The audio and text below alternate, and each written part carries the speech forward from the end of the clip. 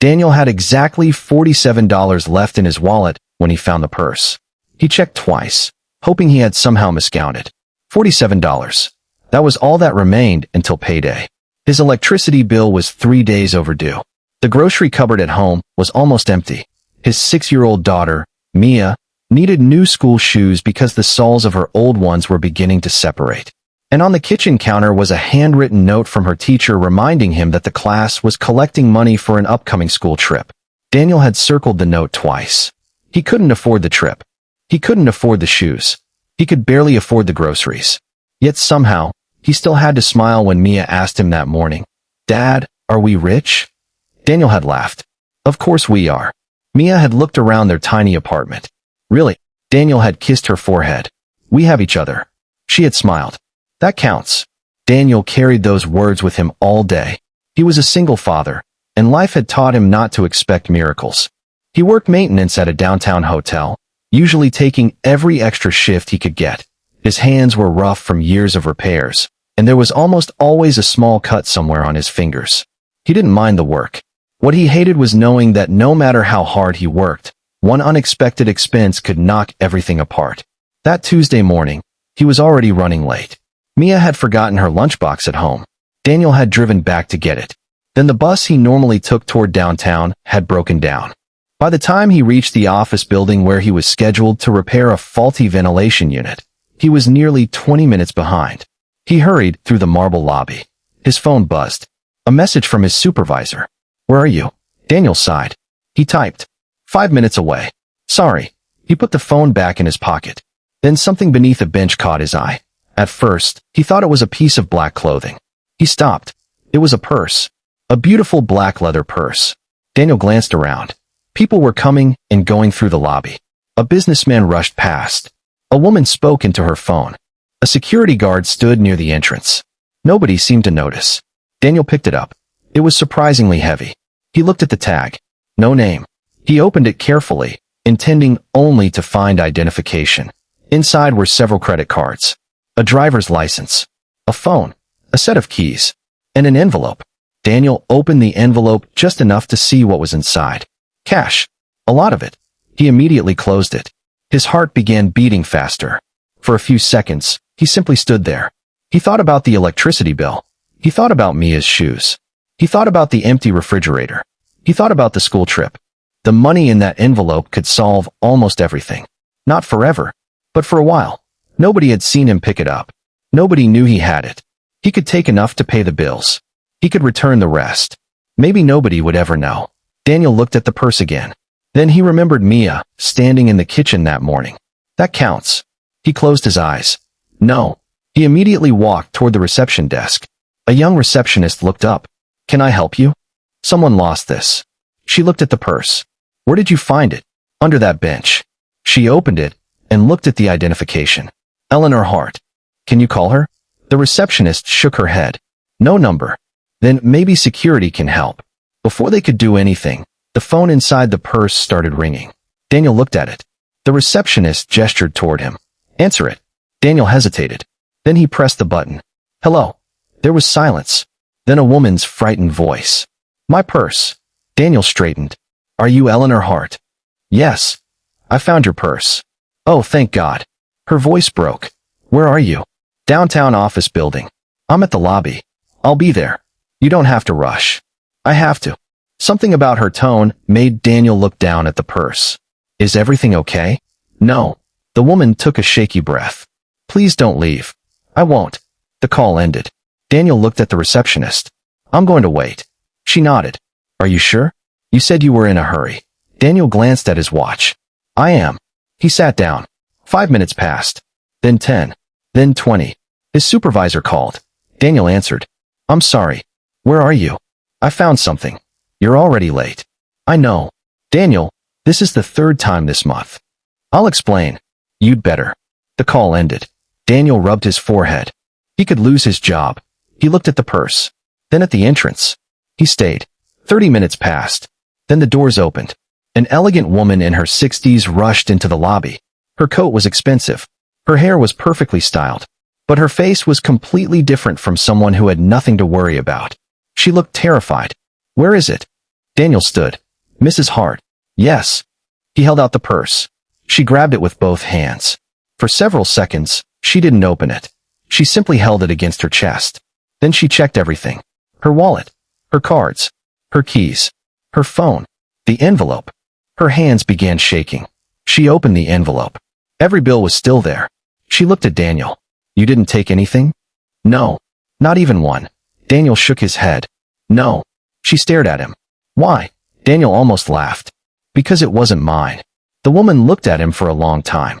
Then tears appeared in her eyes. You have no idea what you just returned to me. Daniel's smile disappeared. Is something wrong? She nodded. A lot. She looked around the crowded lobby. Can we talk somewhere private? Daniel glanced at his watch. He was already dangerously late for work. But something about this woman made him stay. They crossed the street and entered a quiet cafe. She ordered coffee. Daniel ordered water. The woman sat across from him. My name is Eleanor Hart. I know. You know who I am? Daniel nodded. Your company owns half the buildings downtown. She smiled sadly. That's what everyone knows. She opened the purse. Then she removed a small photograph. Daniel saw a smiling man standing beside her. They looked happy. That's my husband, she said. Daniel nodded. I'm sorry. He died 3 weeks ago. Daniel lowered his eyes. I didn't know. Almost nobody did. She touched the photograph. He had been sick for a long time. Daniel remained silent. We had problems before he became ill. She took a slow breath. We had separated. Daniel looked at her. I'm sorry. He asked me to come back. Did you? Eleanor shook her head. I told him I needed time. Her voice cracked. He died before I could give him an answer. Daniel didn't know what to say. She looked down at the purse. This morning, I was going to sign papers that would finalize our divorce. Daniel's eyes widened. But the purse. She nodded. The letter from him was inside. Daniel understood. You thought you'd lost it. I thought I'd lost the last thing he ever gave me. She opened a small compartment and pulled out a folded envelope. I read it every night. Daniel looked away.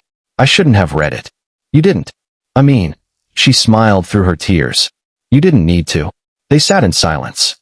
Finally, Eleanor said, when I realized the purse was missing, I thought I had lost him all over again. Daniel looked at her.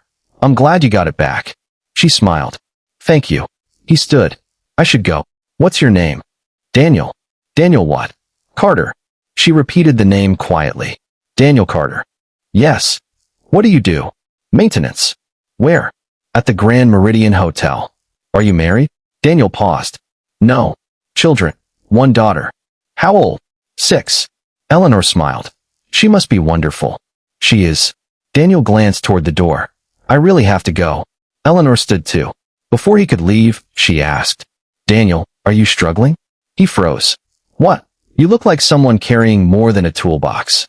Daniel smiled awkwardly. I'm fine. She didn't believe him. Are you? He looked at her. For a moment, he considered telling her about the bills. But pride stopped him. I'll manage. Eleanor nodded. Then she reached into her purse and pulled out a business card. Call me tomorrow. Daniel looked at it. Eleanor Hart. Chairwoman, Hartwell Properties. His eyes widened. You're serious? Yes. About what? I have a question for you. What question? She smiled. Whether you're interested in changing your life. Daniel stared at the card. I don't understand. You will. She walked toward the cafe entrance. Then she turned. And Daniel? Yes. Thank you for staying. Daniel smiled. You're welcome. She left. Daniel stood there for several seconds. Then he looked down at the card in his hand. He had no idea why a billionaire woman had given it to him. He had no idea what she wanted. And he certainly didn't know that by tomorrow morning, the job he had been trying desperately to keep would no longer be the most important thing in his life. Because sometimes, a person doesn't realize they're standing at the beginning of a completely different future. Sometimes it starts with something as ordinary as a lost purse. And sometimes the smallest honest decision becomes the doorway to everything you thought you'd never have. The next morning, Daniel almost threw the business card away. He stood outside the hotel in his old truck, staring at the name printed across it. Eleanor Hart. He had spent most of the night thinking about the conversation. He didn't trust easy opportunities. Life had taught him that anything that sounded too good to be true usually came with a price. Still, curiosity won. At 9 o'clock, he called. Eleanor answered on the second ring. I was wondering when you'd call. Daniel smiled. You knew I would. I hoped you would.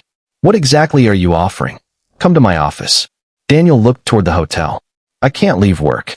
Then come after your shift. That evening, Daniel walked into Hartwell Properties wearing his cleanest shirt.